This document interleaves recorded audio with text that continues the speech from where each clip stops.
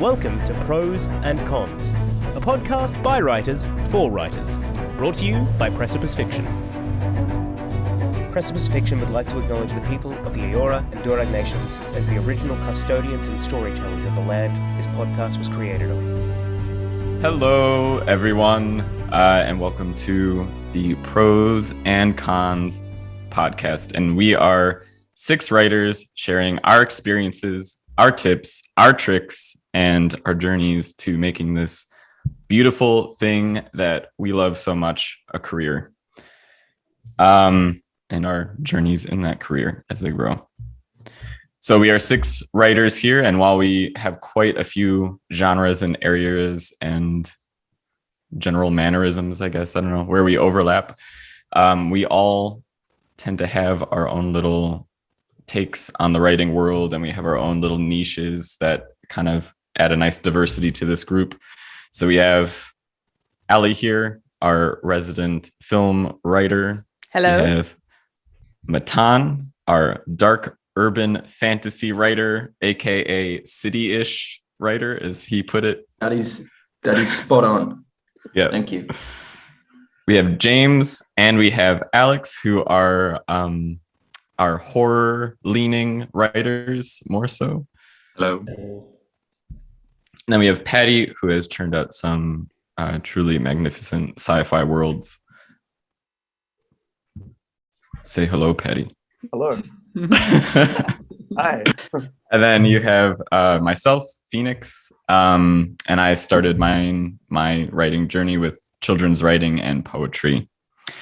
So as I mentioned, we do have quite a lot of overlap. So while we have these kind of areas that we started and we love, none of us stay firmly in these lanes. And I think this is an important area of our writing relationships, both individually as well as collectively. All of us have a deep love of fantasy and sci-fi, and that's what brings us all here today. We are 6 writers. We each have 6 worlds, and we are Precipice Fiction. Woo! Well done. Yeah, that was, and in one take. That was. Yeah. Oh, thank God. Okay. Nailed it. And with that, I'll pass it over so we can all say hello to you. Ali, we'll start with you. And give a little bit about yourself as well. Don't just say hello. That's not enough. Sure. So hi, I'm Ali Burnham. I guess a bit of a background into me and my writing journey. So as Phoenix mentioned, I come from a film background. I did a bachelor in film and screen media. I came out the other end of that still script writing still my favorite part. Like I wanted to see if I fell in love if I was to fall in love with directing, costume design, editing. Like I just wanted to skill up on everything, see if I fell in love with other parts of the filmmaking process. But while I enjoyed it and skilled up in all that stuff, I still kind of came out the other end of my degree being like, no, writing's my jam. That's what I want to do. So then I applied to NIDA. NIDA has a writing for performance master's degree. I was lucky enough to get into that, did that degree. And out the other end of that, for about 6 years, have been freelancing as in film and TV, basically, primarily a lot of just TV development. So working on all the story Bibles, getting everything ready for pitches, just a lot of proposals. In terms of stuff I've had produced, I have 2 short films, which are both sci-fis. I have 1 feature film, which is on Netflix Australia. It is on a streaming service in the States, but its name is escaping me at the moment, so that's really bad. But the name of the film is Unsound, and that is a LGBT rom-com. Probably more rom than com. If I was to clarify where that falls exactly. Otherwise, ongoing projects I have at the moment is this Metropius we're franchise building at the moment, in that at the core of it is a 20-minute animation short film, but we're branching out into board games, card games, comic books. I've got comic books coming out this year that I've written for that. That's a sci-fi diesel punk world, so that's been really fun world building that. That kind of is all my published stuff, I guess, and other stuff you'll hear me talk about on the podcast. All my work in progress loves. I do have a fantasy series that I would love to write as books one day, so I've been working on those. I also have some historical fiction manuscripts as well. Right on. Right on. Very well done. And James, we'll jump to you. Hi, I'm James Healy. I guess I kind of grew up in a family that was very heavy into storytelling. It was a big family, so there was a lot of struggling for attention within the family. So you kind of had to be able to bring people along a bit of a journey if you wanted to get a word in. So when I got older, I took a few courses in writing novels and writing short stories. I did that with Big Smoke Writing Factory in Dublin, where I grew up. And since then, I sort of just been writing short stories for the last couple of years. And in 2020, I guess I decided I wanted to kind of make it into a career. So I've been looking into writing a novel and getting some of my short stories published. That was so good. I didn't even know that about your past, so that's nice information. Inside of the game. Alex, how about yourself?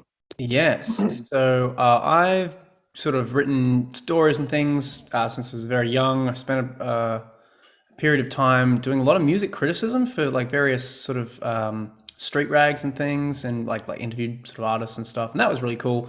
But then I just fell off writing for a really long time. And then recently, in the last couple of years, I've come back into writing a lot of short stories, a lot of things sort of in the fantasy, horror, sort of like twist tale things, and done quite a few of those, submitted a few of those, which has been good.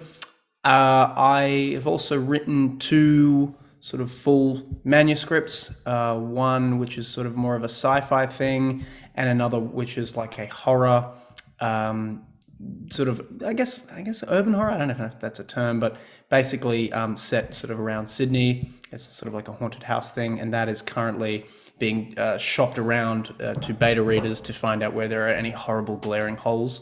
And that's pretty much where I'm at. I'm about to start a new project, which is sort of based off a little short story, and I'll get into that at some point. But that's my sort of jam. I really like this exercise. Like, it really is just like, didn't know that about you either, Alex. Another thing about Alex is he's weirdly prolific. He writes a lot. It's true. Which is really good. He's like uncomfortably prolific is what he yeah. Well, I mean, I think Ali probably writes quite a bit as well. So, but thank you. I appreciate it. Matan, how about yourself? Hi, my name is Matan Elu, and I almost got into film school. I applied and then I withdrew to a film school in Jerusalem because I was told I got a visa to Australia, and I thought, Australia could be fun. So I didn't go to film school in Jerusalem, and I did go to Australia instead. And I kind of wanted to write my whole life, but my teenage years were full of unfinished projects, just like 10 pages of a book, 30 pages of a book, 129 pages of a book, but yet not a book. So what I did do is I joined a group called The Open Genre, and it really did wonders for me. I even sold a story, got some short stories get attention, and I'm working on a novel at the moment, dark fantasy, exactly like Phoenix so aptly described earlier. It's city-ish. City-ish. I want it on the blurb, okay? I want it on the blurb. It's city-ish. Nothing sold books like the ish. Ish. Anyway, that's it. Just chugging along like the rest of you. Yep. And was because you predominantly write in English, correct? I think it's cool also it's- for, because that's your second um, language, right? Hebrew was your first? For context, I am an English teacher, so that kind of helped me master the language myself.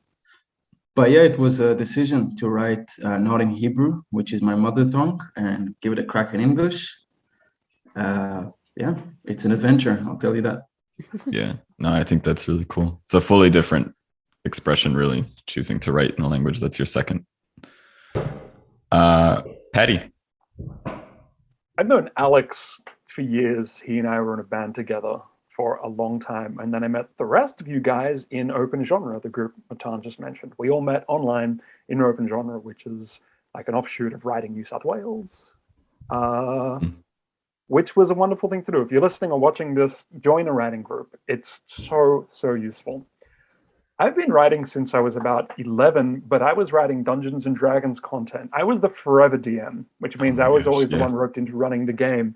And at some point I realized that I've written like millions of words towards this thing that no one except like a small group of nerd friends will ever see. Like, what the hell am I doing? Why would I do this? So now I'm finally starting to write for an audience larger than 6 people. Before I appreciate it when I actually turn up on time. Yeah, I love the weird. I love science fiction. I love Philip K. Dick and all that kind of madness. Anything that makes you feel uncomfortable and strange and uncanny is really my jam. I'm writing. Yeah, I don't know what else to say. I hate talking about myself. Sometimes I write. Yeah. And then myself, I don't know. It wasn't even until recently that I realized I had a love of writing when I was a kid, because I did do some writing adventures I wrote some adventures as a kid, just some random writings. Also, like looking back at the first story I have recorded that I wrote, my spelling is comically atrocious and like terrible. I was in like 4th grade, which is not, I should have had a better grasp, but whatever. But anyway, I put it to bed for a while, didn't really do much with it, but I always kind of loved the potential I felt looking at an open page that had nothing on it, and the fact that I could put anything I wanted on it. And I love the quiet that books created when I read them. I love that it felt like a space that only I was in, and that felt really special to me. Eventually later I started writing and wanted to test myself to really start putting it out there. And this was a children's book, or what I thought was a children's book at a time.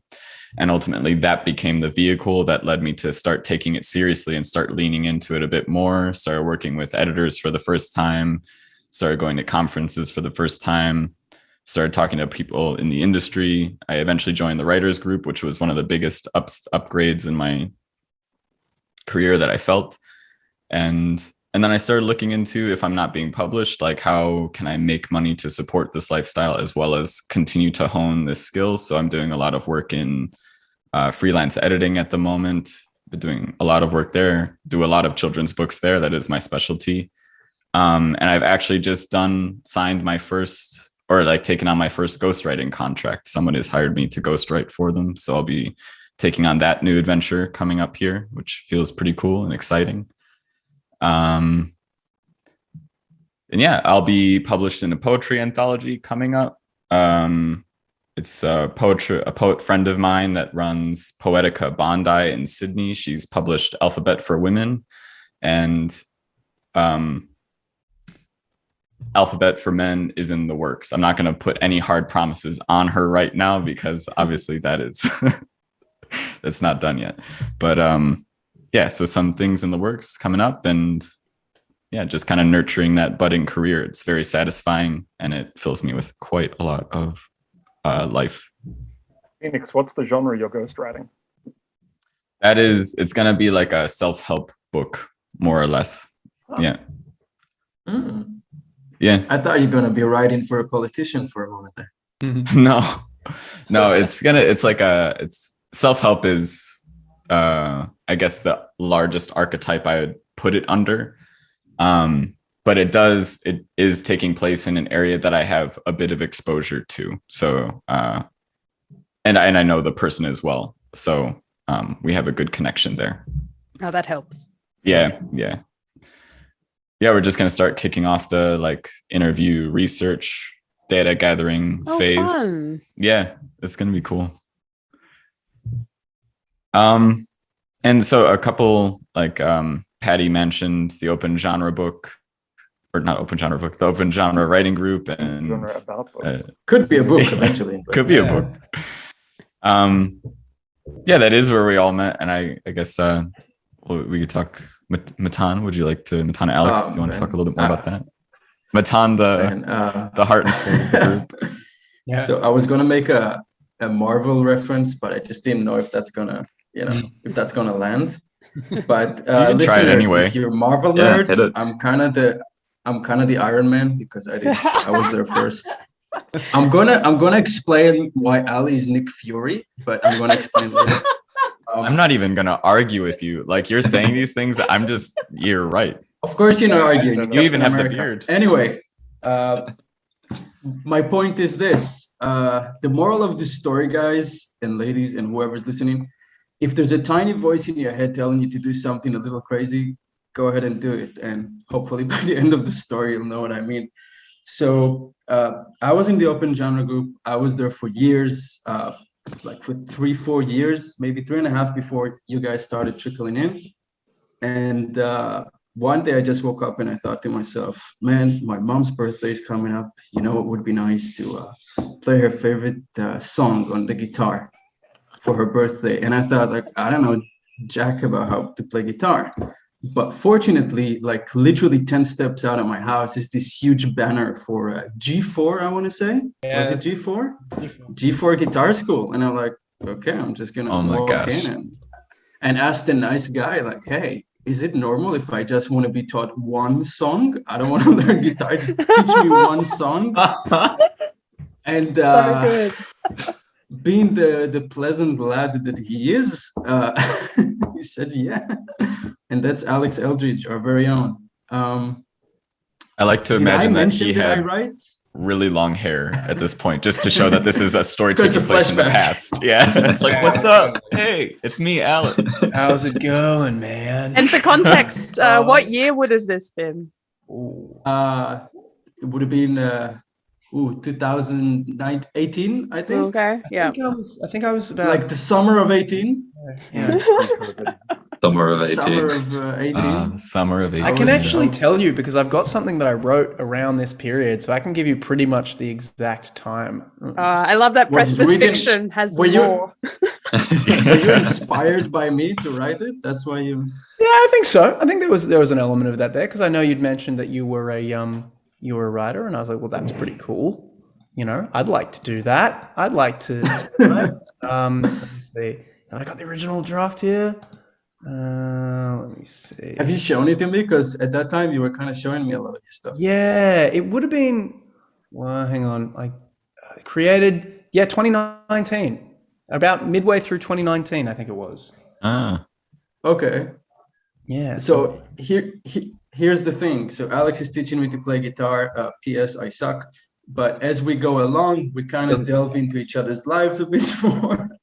And at some point, Alex is like, hey, let's go grab a beer, right? That's how it went? Yeah. Well, actually, I think you finished up for a while. I think you finished up on the guitar. And then I was like, So it's post-birth. Yeah. I want to start writing. I want to start doing some writing. What's the best way to, write and make sure you got plenty of like motivation to do it? Find someone else. So I was like, what's that guy's name? And it was Matan. And I looked him up, and I think I messaged you a few times, and eventually I got through, and I was like, hey, do you want to catch up and talk about writing? And we did, and we just had like a really nice little lunch at a cafe in Newtown, and we were like, oh, this is cool. It became like a weekly thing, I would say. Yeah, pretty much, because we live quite close. An unspoken set thing in my week was that I meet Alex and talk about something he wrote.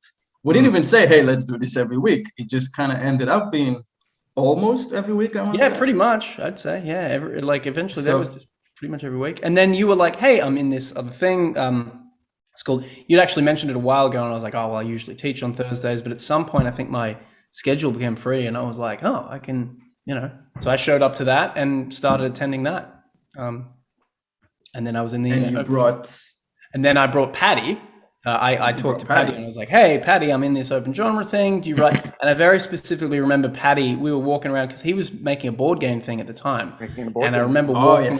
We were talking to. I was talking to him, and he was like, I did a bit of writing, but I don't think really writing is for me. Like, it doesn't. Like, I don't really enjoy it. And I was like, "Oh, well, writing's great. You can do all this stuff." Blah, blah. And then eventually, I think about a month or two later, writing's great. Writing is so great, man. Yeah, if you're not writing, you should kill yourself. No. Made a difference. I haven't heard your Adam Sandler voice until now, and I'm kind of happy it came up. For timeline purposes, I think I snuck into the open genre group before Paddy joined. Is that correct, Matan? Paddy showed up to the physical meeting. That was the glory of Paddy joining. Is that Paddy first showed up to a physical meeting. It would have been very not even close. to a writing meeting. Weeks, I think. So that would have been before me. No, you came too. No, you were came there too. Alex. You were there.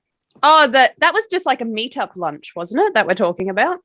Yeah, and that's Paddy's. Okay. I would have been in the group for a good 6 months before then. I think. Yeah, I was. Yeah. Oh, maybe so. Oh, there you go. Well, then I'll jump in since we're kind of talking chronologically.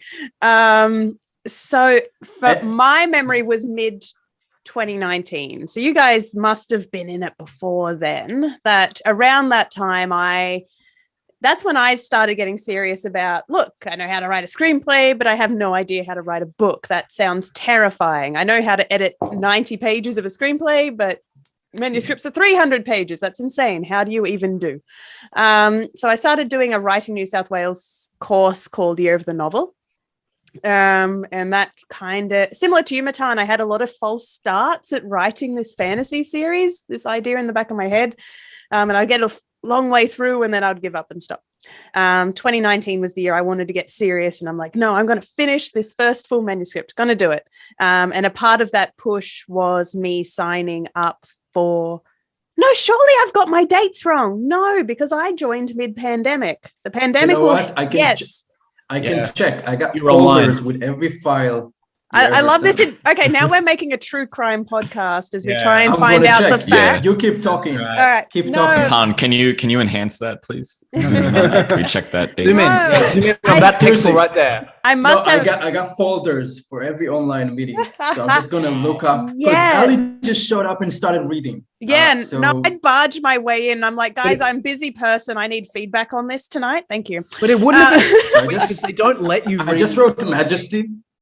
Yeah. I'm sorry. No, you're correct, Alex. The open genre has a rule that you don't read your first night there. And I politely asked Jack, I'm like, can we just waive this? And he's like, yeah, I guess. I suppose. I don't know. Jack wasn't willing to stand up to me. So I just barged my way in and started reading to everyone. Okay. Yes. So, no, I joined pandemic. So it must have been like March 2020. I must have joined. Or June. Anyway, I'm editing Majesty. Majesty's at that point was not amazing, but I have a similar uplift story that everyone else has, that I feel like the moment I joined open genre, everything started to click. I went from just someone mucking around with words trying to make them work to like really starting to get a handle of the craft and really feeling like beta reading swaps was the most valuable decision I ever made in terms of trying to upskill my writing. And yeah, been a part of open genre ever since. And I feel like I slowly watched Paddy, Phoenix and James become more and more regular members after me. Yeah. I think that because I think I joined before James, unless James was coming and then it stopped coming for a bit, and then I came in the interim and then you came back. I don't know if that. No, I think I was the last one to join into the group because I joined kind of late 2020 or early 21. Okay. Yeah, I came in. It would have been like mid 2020. I'm pretty sure, or maybe 2021, 2020. I don't know. It was definitely pandemic, thick in the pandemic. But I remember I joined because it was actually a recommendation from the editor I was using at the time. which was amazing advice. And I'd used her a few times at that point, and she had helped me quite a bit. And then at one point, I sent her like 3 manuscripts at once, which, like, you know, it's not cheap. Like it's like, you know, money and stuff. And she came back, and it was relatively like there's quite a bit of work to do here, sort of thing. Like that was the general gist. And it was like, ooh. So she was at the end of it, like she was very nice, and be like, I recommend like looking into writers groups so you could get feedback more regularly, and it doesn't need to be such an investment to do these things and stuff. And like amazing advice, because basically that led to me not using her anymore. But I still use her. Bad business advice. Great advice for you. Yeah, excellent human advice and just career advice. But so then I reached out. She recommended writing New South Wales, and I joined, went shopping for groups, sent out a few emails, didn't hear anything back for like a month and a half, like just absolute radio silence. I was like, well, there's that. And then randomly I get this call, and it's this man named Jack, and he's like, hello, we have this writers group. And I was like, who are you? Like, what is this about? And then it ended up being about a writers group, and he's like, yeah, we're meeting this time, blah, blah, blah, blah. And I was like, oh yeah, that'd be great. I'd love to come. And then I did. And it was, amazing learning, because one, it held me to a regular schedule of like, I want to have something to read this week. I want to push through this next chapter. I want to polish this up so I can get it to the writers group. Like it gave me a set regular recurring deadline, which was massive for me, as well as like, I really started to learn oh gosh, weird words are coming to mind. Craft. I wanted to, the craft of feedback. That's way better. I wanted to say my feedback dexterity. I'm like, that's terrible. I like that. But like my feedback craft got way better, because like I was, the feedback I was getting was excellent, as well as just hearing people give feedback. Like I remember like Matan was giving certain things, and I'd just be like, that's an excellent note. Like that's amazing. And I'd actually be taking like meta notes of people's notes, because they became elements of stories that I started really looking more critically at and stuff. And I felt like excellent practice for even giving notes, which eventually just added to my craft, which led to, I don't know, it helped me a lot as an editor now. Excellent. Amazing stuff. Yes. I'll just say I have found the date, Ali. I found the first feedback I ever gave to you. Yay. Whoa. To the first bit of Majesty. It's June 11th. June 11th, 2020. 2020, just like 2 months into the lockdown. I would say. Yeah. Which makes sense. But Patty, you must have joined a little later, because you came to the physical meeting. Yeah. I'm so bad with dates, man. I do have the information for a prize. Well, that's special. June 11th. So I must have joined 2021 then. Like, because I feel like it was around June. I feel like it was cold out. But you could have maybe just missed. Do you remember what's the first thing you ever brought? Okay, we can discuss it later. Yeah. Because the group does intakes. I feel like maybe I may have been the intake batch before James and Phoenix. Yeah. Because I know. Yeah. I know that I was talking to Jack for about 6 weeks about joining, because he was saying, there's someone coming next week, and we don't have 2 people have their first meeting. And I think that may have been Phoenix. Yeah. Interesting. Okay. I had never put a person in that role. Consider that. Like, that's the person who's stopping me getting into the group this week. I'm the usurper. Put the brakes on you, James. Before we move on, Matan, would you like to speak we keep saying Jack. Who is Jack? Do you mind just doing a special shout out to who this person is and give context? Jack, if you're listening, thanks for convening. So the Open Genre Group always has a convener who is the person in charge of maintaining the numbers of the group. Now, that doesn't mean just making sure there are enough people, but also making sure there are not too many. And that's what Jack used to do. He used to read applications through New South Wales, right? And he would just kind of hold them on a low burn, kind of like he did with you, James and Phoenix, until the time's right, until, another person doesn't kind of show up. Yeah. He's just a great character. And I think he's just been a good friend to each of us in a small way. He's a personality. Yeah. He's a mentor in a sense. Personality. Yeah. James, did you have anything else about any other joining story that you wanted to throw in?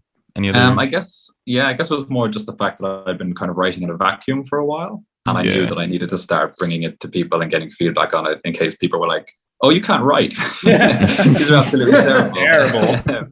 You should stop." So I was like, "Oh, I need to like start getting feedback now, so I can start identifying problems with like the short stories I've been writing." So yeah, that was just my reason for looking into a group. And like I said, I was ages trying to find one because I kind of started right at the beginning of the pandemic, sending emails back and forth and people telling me that they were closed to new members and different things like this. And then back and forth with Jack. And then, I would have joined, I think it was probably around the summer. So it would have been the summer in Australia. So it would have been kind of going from 2020 into 2021. Man, your first story was so good. I just remember my first impression. When you started reading that, I'm like, holy moly. Yeah. James writes horror, and it's very impactful horror. Terrifying. And stays with you horror. Thank you. Which is great in a writer's group because it's sort of this wonderful slap in the face. It's like, and suddenly, I just turned on the lights when the guy was reading. I'm not even joking. Yeah. So yeah, that's how we all came together, and then and then the Nick Fury moment, right? And then the Nick Fury moment. The Precipice Assemble. Yeah. So if Matan's our Iron Man, I then what was I motivated by? I guess watching the open genre group, I kind of saw the six of us. We were the fic writers of the group, speculative fiction. We obviously all had a shared interest in writing in that space, and open genre is interesting in that you are encouraged to bring multiple genres, but there was kind of a clear divide between the people who read spec fic and could give advice on tropes, and then other members of the group who were just like, I don't read this stuff at all. It was an age distinction, right? I think everyone over 40, just no real interest in what they're doing. There was also a bit of an age divide, a little bit. I won't the youngest. A little bit, yeah. But they'll get really mad if they listen to this, because last time I went to the group, I said the millennials of the group are working on a thing, and they're like, "Oh, the millennials of the group," and it became a real sore spot. I really put my foot in it. We all understand there's a divide. So I'm going to say the distinction is people who read spec fic and those who don't. It just happens to. There's also an age line along that as well. All great writers too, and they're phenomenal. I'll just say that you guys missed out on a brilliant fantasy writer, Alita, who was like in her 70s, and she wrote like Ursula Le Guin kind of stuff. Oh, amazing! Awesome. She was fudging brilliant. Before our time. Damn. And she was a huge fan of my stuff because I always felt like she was excellent taste. Spec fic before you guys came. Oh, fantastic! But that's cool. Yeah, so I guess what I pitched was so we were all working on I noticed we were all like the way fantasy and sci-fi naturally gravitate is like we've kind of got budding ideas for series, like these will be bigger, longer form things, and we're all just kind of plodding away on our book ones, and it's such a feat to try and, as your first thing to try and pitch, this is a book one of something. Like it's almost like we're setting an even bigger mountain for ourselves to climb as we're entering the publishing industry. So I was trying to think about what are some like more achievable footholds? How can we break into this thing? And the idea I had was perhaps an anthology of sorts, contributing short stories that were, say, teasers or hooks for what our bigger worlds are going to be. So I kind of floated the idea with all these guys being like, all right, we all have our bigger worlds, our bigger series. Would we like to submit create brand new short stories specifically for an anthology of sorts?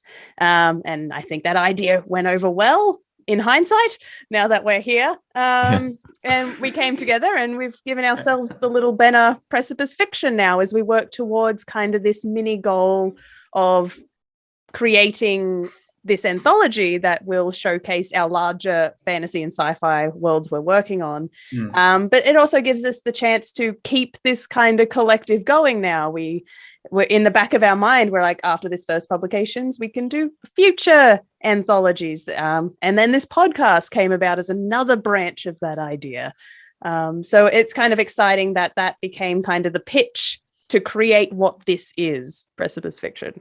Yeah, it's sort of like a hub, like just going into the creation of the podcast thing.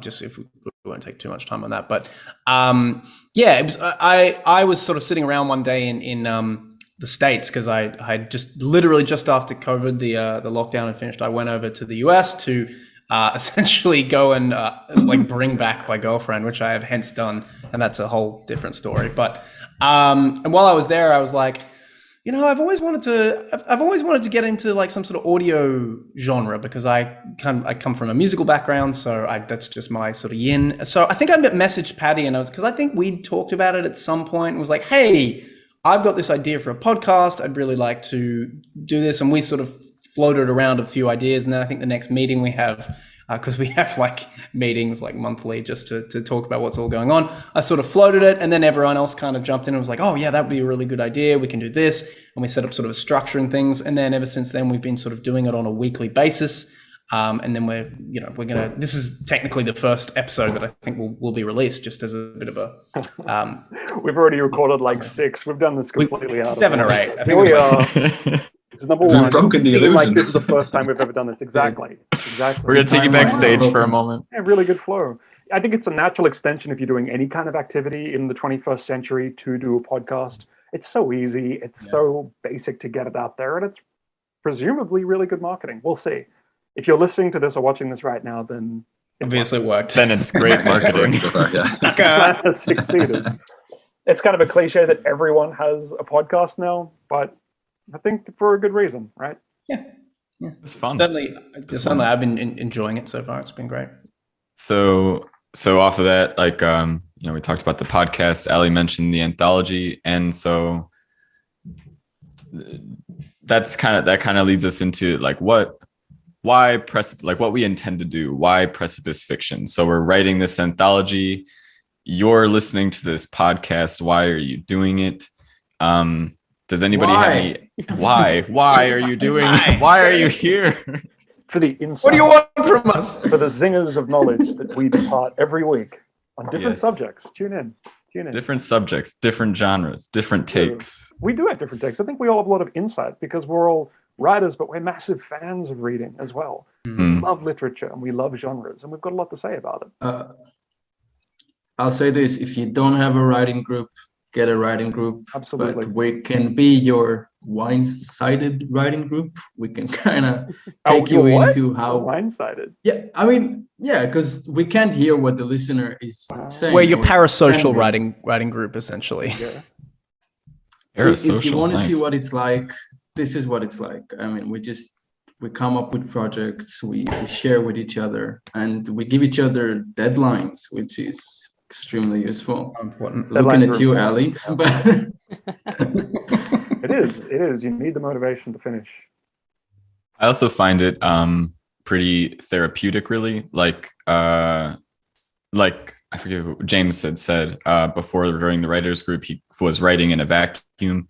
It always felt so good to me to be writing and then go to a conference or go to a place where I'm immersed in the community, because otherwise I am just working alone. And like the space in between submitting things and getting feedback can be so long, and it's like, hello, is anyone out there sometimes? So it can feel really nice to just have like get with a group, put a podcast in your ears, whatever, and listen about it. Hear other people talk about how they have no idea how two ends of their plot are going to sync up yet, or hear other people talk about how I heard someone say they're writing a murder mystery one time and they didn't know who the killer was. And it's just like, oh, thank God I'm not alone in these struggles and these thoughts. And, and one thing, this might just be me, but one thing I like about the Pros and Cons name is sometimes I feel like a pro, sometimes I feel like an absolute con. And like, I think that's, how has no one made that joke yet? Oh my god. That's Well, excellent. what do you mean? How is nobody? How did no one make that one yet? Well, this is the first episode. This is Oh, this yeah. is Okay. it happened really All quick. right. Well, This is like Star Wars time. Okay. But it's true. So, You so know, we I- celebrate the victories, and we also can all relate to feeling like we don't know what we're doing at different times. That's completely normal. So join us in not knowing what you're doing sometimes, and come make writing your career. join us in bumbling forward. Yes. Another real benefit of having a regular group is the authenticity of feedback. No one wants to give it. I think we innately as people don't want to give negative feedback, especially if this is the first time we've ever criticized someone's writing. We don't want to say, I think this could use work. I don't think it's good. And it's hard sometimes to build up that level of trust with people feedback wise, where you can give really honest feedback. And I think we've all got to the point with each other where we can say, this isn't working, here's why this isn't working, and trust that the person on the other end won't be offended. That is so, so valuable to have your regulars where you've got that trust with back and forth, right? For context, how we're editing the anthology is we upload a draft of the stories, and then we have at it. We assign first readers because there's a fairly big workload in being someone's first reader. You're making the first comments. So we make sure someone is someone's first reader, but then after that, we open it up to the 4 others will come in and then agree or disagree, kind of in the rolling comments on the side of a Google Doc. And Yeah, the magic Debater dog pile. Yeah, it is. Just a bedlam. I think It's it's been great incredibly successful though. So as a writer, if you only get one feedback, you're like, oh, okay, I have some instincts that agree with that one. I have some instincts that I'm not so sure about that other one. So if you get someone else who then comes in, they'll be like, oh yes, I see where they're coming from, but I disagree.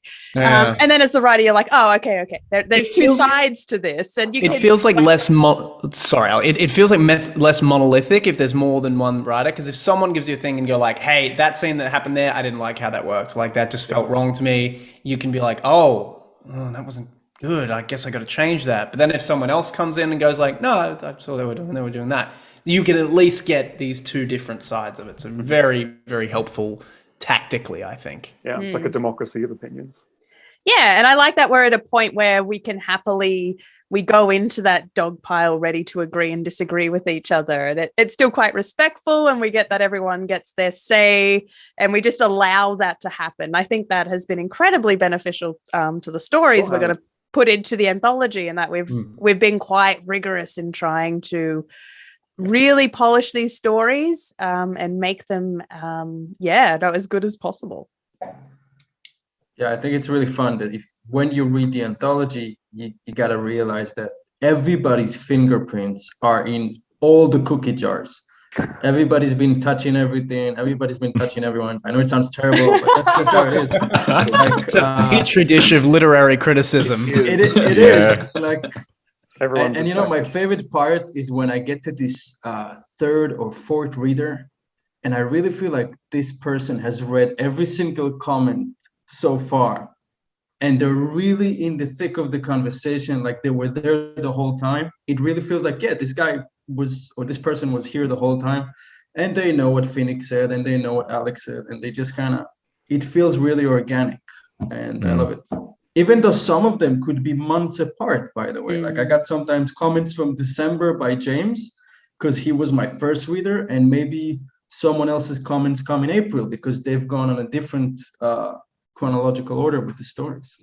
So that's really fun. I think you've described it as feedback on heroin once, Matan, and that we just kind of supercharge steroids. Okay, Yeah. So that's my own implication Heroin. then. But the idea that we've kind of taken a natural beta reading process that we learned through open genre, and then we went nuts. We're like, all right, everyone's allowed in because we trusted each other, and we supercharged it. Mm-hmm. Mm-hmm. And of course, another reason for doing this is making our own luck with publishing, right? It's hard to break into publishing. It's hard to get noticed. So self-publish, do it yourself, get your own fan base, market yourself. This is a huge part of what we're doing. So we can actually show off our work without having to go the traditional route of getting to the point where we can be noticed by a publisher. That's worth mentioning as well, that part of the pitch of doing this was let's this anthology be us like our baby steps. Let's do the practice publishing rather than any one of us going out on a limb with our book one, our precious baby, and having a go at self-publishing and inevitably falling on our faces. So These if you have two children and you like one of them less and you're thinking which one should I send to this camp that I don't really trust, and the councils look kind of dodgy, just, that's what we're doing. We're picking the kid that is. Yeah, exactly. So please buy our anthology. Please read our least favorite child. Not that it's our least favorite child, but it's lower stakes because we're only submitting He's tough. short stories. He can take it.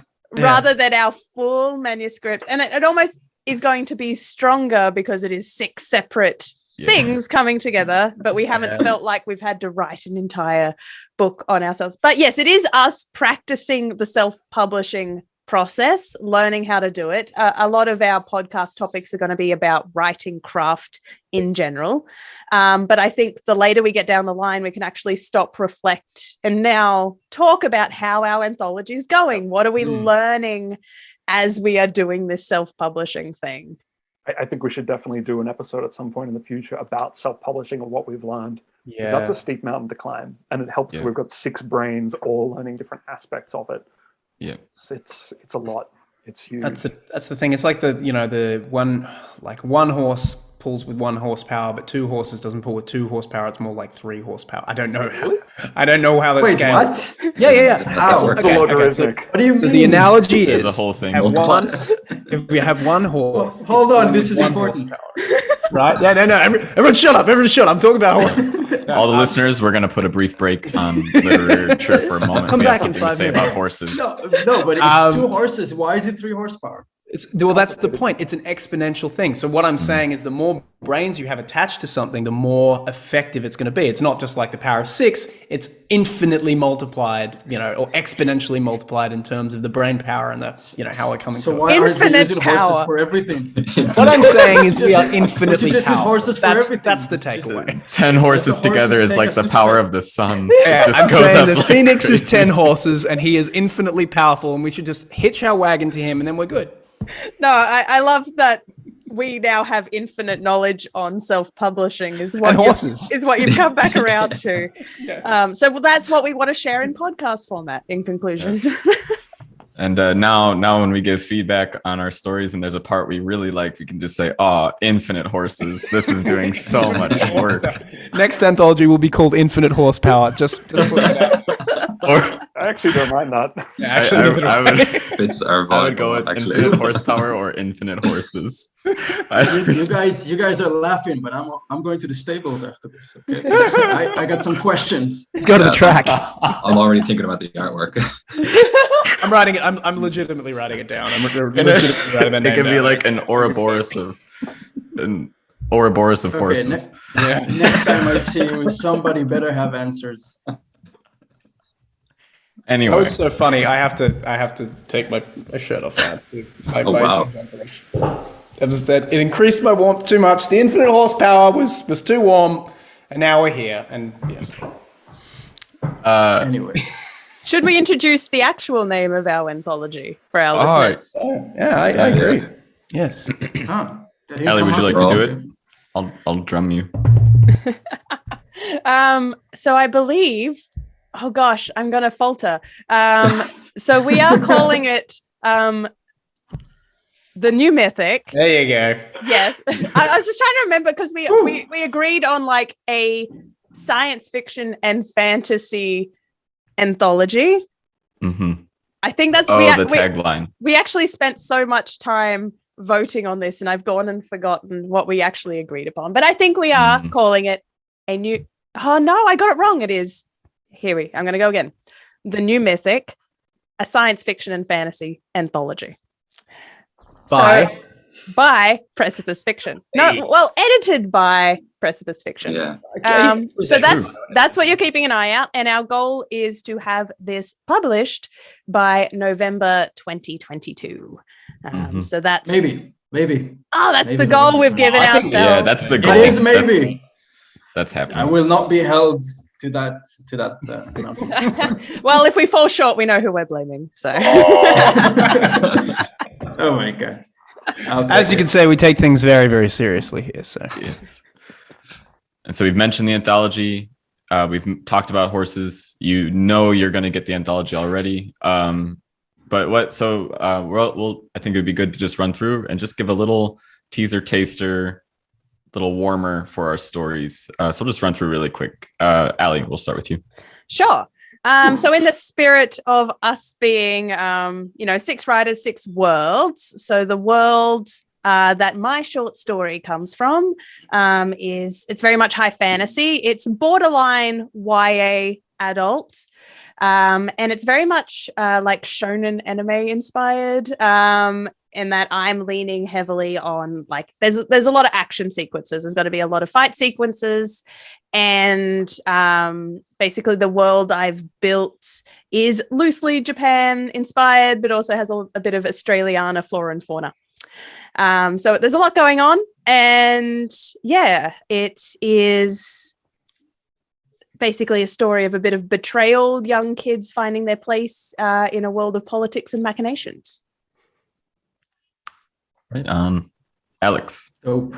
yeah. So essentially, my world is it's kind of like in the same way that Stephen King kind of writes in a world that is similar to our own, except with sort of some fantastical things going on. Basically, it's a place where a bunch of kids kind of walk out of their house and discover that they've kind of walked into a zombie apocalypse, and it's very much following kind of the behaviors and attitudes that maybe 21-year-old boys who are like riled up on beers and testosterone would take, and it very much follows that path. So yeah, that's vaguely what it's about. It's a good one. James. Yeah, so my story is set in a post-war kind of a post-apocalyptic America, following a group of people who essentially ferry people and cargo throughout the different territories, and the different territories are kind of divided in their different attitudes and different religions and different politics and stuff. And it kind of focuses on the inner conflicts within the group of people working on the convoy and how they deal with the various obstacles that they encounter along the way. That was really well done as a summary, by the way. Thank you. Matan. I guess the world mine is setting is a bit of a low fantasy kind of like a rural area. Stories basically, this man goes lost in a mine, and afterwards his 2 children go looking for him. The only twist is that the mine is completely dark and something's happening there. And meanwhile, the daughter needs to decide if the voices in her head are real, and if they are real, what do they want from her? And it's got some great tie-ins with Matan's longer work that he's working on, the Glyphlight series. It's really nicely woven in. Yeah. Thanks, Patty. It's true, Matan. And off of that, Patty. Tribal, desert punk, sci-fantasy in that technology takes the place of magic. And that's all I'm going to say. Right on. And lizards. And Totally lizards. Do not forget the lizards. Oh, Infinite horsepower. If you want to find out more about the lizards, you'll just have to pick up the new Mythic anthology coming out in November. Maybe. And Would 2 lizards have the power of 3 lizards? Sorry. That's an entire different. That's another podcast episode. You can't just throw that out. Infinite lizard. Phoenix, sorry. So mine is basically like a quirky. It takes both like heavy tones and quirky tones. It's kind of like a quirky alt history sci-fi where technology develops at a different pace and a bit more. There's certain alterations in this timeline that led it to develop quite a bit faster, to where people kind of end up with more of a super intelligence kind of wrapping the world, but not in the usual oppressive way that one might think. And a fun fact about this story, it does not read like an ASMR video, but it was inspired by an ASMR video. So there's a... Really? Yep. Didn't know that. Yep. There it is. I'm not scared to say it. I'll ask you about that later. I'm not And scared so to that- hear it. But yeah, so very, very different worlds, very different writing approaches, very different styles, very different genres that we kind of gravitate towards from this prompt. And it creates quite a rich, fun little collection of stories. And off of that, I'd just like to say, if you are a writer starting out or relatively developed in your career and just looking for any sort of advice, or at least like some sort of little backboard to bounce things off of, even if it is just audio feedback where you're sort of plugged into the community a little bit more. If you find enjoyment from this and you know other people that would get enjoyment from this, share it. Bring the community together. Don't hold it to yourself. That also helps us keep doing it. The energy gets to grow instead of tapering out, and it gets to build and create more of a community and un-isolate a lot of writers out there. Maybe some writing groups will form from this. Who knows? But yeah, share it. Don't keep it to yourself. And from that, we do like to end each episode with a quote. And I believe Alex has our quote for this one. So the quote I have is, "There is no power for change greater than a community discovering what it cares about," by Margaret J. Wheatley. So I think that's a nice little send off for how That we feels good. Yeah. Yeah, just Nice. really hits in the feels there. So, yeah. I love that. So with that, from all of us over at Precipice Fiction, with all of our horsepower, may the horsepower be with you in your writing endeavors, and may, good luck. Good luck with your manuscripts. Good luck with what you're doing, and you're doing great. Get your horses. Get your horses. Two's stronger than you think. All right. Bye. Bye-bye. Bye-bye. Bye. You're listening to Pros and Cons, a Precipice Fiction podcast.